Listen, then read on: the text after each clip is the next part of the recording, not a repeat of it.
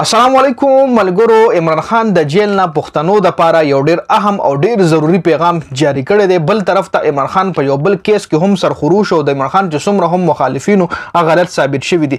د عمران خان په درو درخواستونو باندې فیصله هم محفوظ شوی ده. هغه کم درخواستونه د بر سره په دی ویډیو کې ډیسکس کوم. بل د بشرا بیبي هم ضمانت منظور شوی دی. په کم کیس کې منظور شوی دی د بشرا بیبي گرفتاری کې دی شي کنه باغې باندې هم خبره کو. بل صدر عارف الوی یو ډیر غټ سرپرایز ورکول ولده او د دې سرپرایز نه پس پی ډی ایم حکومت او سپیشلی میډیا لفافه صحافیان ډیر زیات درز غوبل په میډیا شروع کړی دی. بل صدر عارف الوی یو غټ ملاقات هم کړی. په دغه ملاقات کې څه خبرې شوې دي او د ملاقات نه پس صدر عارف الوی د الیکشن تاریخ ورکول والده. راځي چې اوس څومره خبرونه تاسو سره ما شریک کړي تفصیلا خبره کوو. ټول نه پهله عمران خان طرف ته راځو چې عمران خان څنګه جیل نه پښتنو د لپاره یو ډیر خصوصي او ډیر اهم پیغام جاری کړی دی. د عمران خان وکیلانو عمران خان سره اٹک جیل کې ملاقات کړی دی چې په دغه ملاقات کې شفا یوسفزئی دا یو وکیل ده جنۍ دا هم په دې کې شامل و او هغه دا بیان جاری کړی چې عمران خان سره ملاقات دوران موږ عمران خان ته قانوني تفصيلات او د ملک صورتحال مخه ته کې خو د سمره هم دغه کیسونه دي دغه تفصيلات مورته وي او غینه پس چې په ملک کې څه حالات روان دي مو سره هم ډیسکس کوم. او موږ عمران خان ته دوی چې دا ټایم ټول پاکستان تاسو سره کلک ولاړ دی او سپیشل پښتنو پتا باندې ډیر زیات ننګ کړي ډیر زیات غیرت در باندې کړي.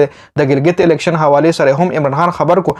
عمران خان دوی چې زه ټول پاکستان ته سلام پیش کوم خراج تحسین وزله پیش کوم او پښتنو حواله سره عمران خان وی چې ماته پته چې پښتانه ریاست سره کلک ولاړ دي او پاکستان په ازادۍ کې مخکې هم پښتنو ډېر زیات قربانانی او ډېر غټي قربانیانی ورکړي دي او اوس مال پته چې پښتانه ما سره شانه پشانه ولاړ دي. او عمران خان دا هم وی چې زه پښتنو ته سپیشل سلام پیش کوم سپیشل خراج تحسین ټول پښتنو ته پیش کوم او دا پیغام زه ټول پښتنو ته جاری کوم چې خپل مهنت کوشش جدوجہد جاری ساتي او ان شاء الله سمره هم د تیاری دي دا به ان شاء الله ډیر زر رڼایانو کې بدلی شي. بل طرف ته عمران خان باندې چې کوم الزام خپل مخالفینو لګول په هغه حواله سره خبره کو.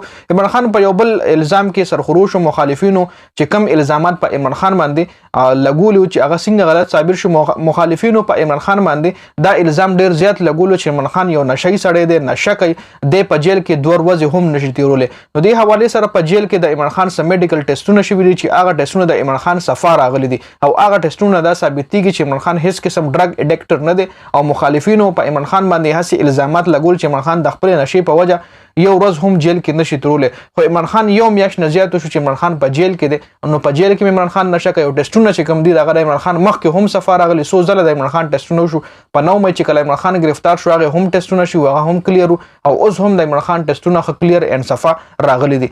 د عمران خان په درو درخواستونو باندې فیصله محفوظ شو. ټول نړوبه صفر کیس کې او فیصله محفوظ شو چې د صفر کیس سماعت به اٹک جیل کې کیږي یا اسلام آباد خصوصي عدالت کې بکیږي. تاسو د معلومه چې عمران خان د صفر کیس عدالت چې کوم دی په اٹک جیل کې نو پاره د عمران خان وکیلانو درخواست ورکړو چې دا فیصله د په عدالت کې وشي اوپن ټرایل دی وشي جیل کې بسنګ د دې فیصله کیږي. نو پاره هم فیصله محفوظ شوی د بل افیشل سیکریټ اکټ د پاره چې کوم خصوصي عدالت قائم شوی دا غیر چې کوم جج نو پاره باندې هم د عمران خان وکیلانو مطلب دا درخواست جمع کړو چې دا جج دا کیس نشي اوریدي. دا جج دونه مطلب د دې جج دا جج دومره اهل نه دی چې د افیشل سیکریټ اکټ دا کیس چې کوم دی دا جج ووري. نو په هغه باندې هم فیصله محفوظ شوې ده.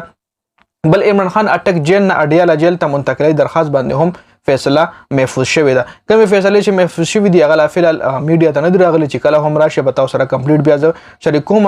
احتساب عدالت په القادل ټرست کیس کې د بشرا بیبي ضمانت منظور کړو. 26 سپتمبر پورې د بشرا بیبي ضمانت منظور شو او عدالت دا حکم هم جاری کړو چې په دې کیس کې بشرا بیبي نه گرفتاریږي.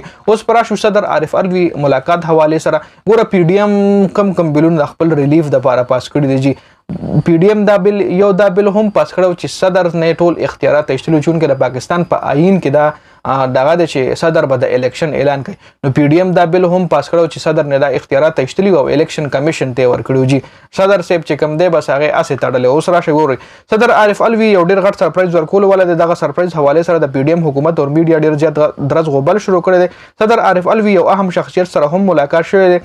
بل صدر سره دا اختیارات شته کنه چې الیکشن اعلان وکړي کنه څنګه چې تاسو لموي چې دا اختیارات ته د پی ډی ایم حکومت ایستلو. ګوره پی ډی ایم حکومت یو بل دا هم منظور کړو چې صدر نه د الیکشن اختیارات اغوستي او الیکشن کمیشن ته ورکړي.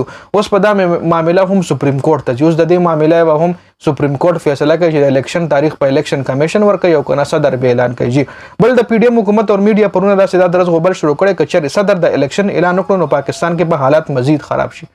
که صدر صاحب د الیکشن اعلان وکړو مطلب صدر سره د اختیارات وای نشته پی ډی ایم وای او میډیا هم وای میډیا والډي د پی ډی ایم لفافه صحافیان 10 ارب روپۍ چې یو میډیا ته ملو شي نو به خامخا د هغه خلکو ګونګوناوي چې کم چا ول 10 ارب روپۍ ورکړي جی مریم نواز دومره غټ کرپشن کړو جی نو اس میډیا وای کچره صدر د الیکشن اعلان کوي نو حالات په مزید خرابېږي ملک به سیاسي استحکام نور هم خرابېږي جی پرون صدر نگران وزیر قانون سره هم ملاقات کړی دی او اوس دا خبره ایوان صدر ناراضي چې صدر ډېر زر د الیکشن اعلان کوي الیکشن اعلان چون کې 13 هفته کې پریډکټ چې 13 هفته دی وی چې صدر صاحب د الیکشن اعلان کوي خو 13 هفته الیکشن اعلان نشو او اوس دا ایوان صدر نه دا خبرونه راځي چې صدر ډېر زر د الیکشن اعلان کوي نو ګورو چې اپډیټ هم مخې راځي تاسو سره به شریک کیږي ډېر زیاته مننه جی والسلام